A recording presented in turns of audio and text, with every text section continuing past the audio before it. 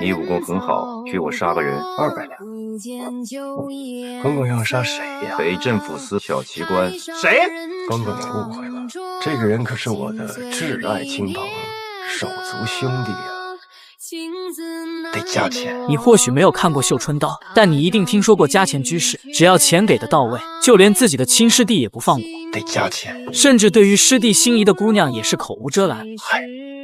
丁修是好是坏？他真的贪财吗？他又到底碰没碰那位姑娘？下面请跟着学徒的解说细细品味。丁修本是戚家刀的后人，后来落魄成了流寇。他的装束与行为犹如泼皮无赖，一到没钱的时候就来找师弟要钱。看到靳一川手中的几枚碎银，更是两眼放光。苍蝇再小也是肉啊！他还威胁师弟在3天内凑足100两银子，而靳一川却只能任他欺负。3天一晃而过，可靳一川还是没能凑够银两。一个流寇杀掉追他的锦衣卫，然后冒名顶替的故事，就是过去再长时间，官府也一定还是会感兴趣的。原来这就是师弟握在他手里的把柄。正当靳一川不知如何是好时，二哥沈炼及时出现，拿出100两银子替他解围。丁修兴奋之余颇有些震惊，因为锦衣卫1年的俸禄不过20两。面对丁修对3弟的一再欺负，沈炼放出狠话：丁修，你的底细我查过，刀法再好，锦衣卫也能收拾你。这短短的2句话蕴含了巨大的信息量。沈炼之所以知道丁修的底细，是因为多年前沈炼曾与丁修的师傅丁白英有过几场对决，他认出了丁白英的戚家刀法，而戚家刀的门人并不多见。通过丁修的姓氏与颇为显眼的长刀，他能断定丁修必是丁门无疑。然而沈炼说的是你刀法再好，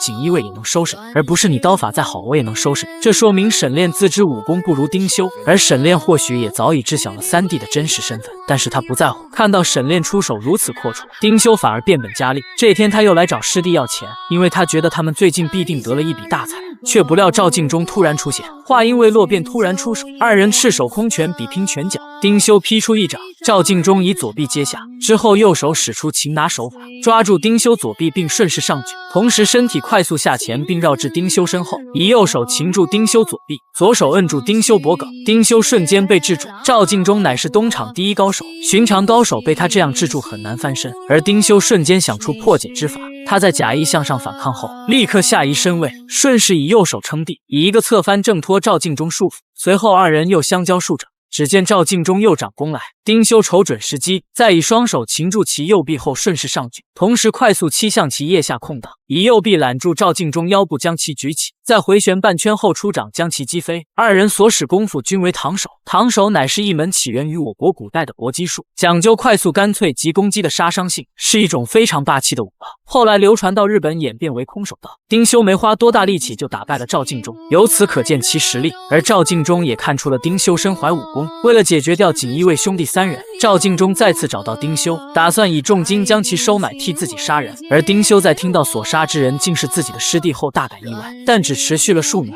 得加钱。丁修知道师弟看上了一位医馆的姑娘，于是他直接来到医馆等候。您来看病吗？我爹出诊了，要不……没关系呀，我可以等。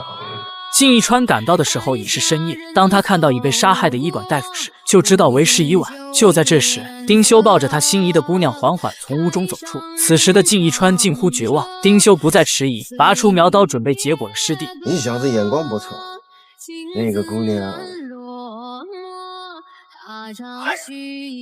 靳一川肝胆欲裂，夜很静，雪花飘飘然坠落，二人师出同门，但所使兵器却天差地别，双刀飞燕，苗刀夜莺，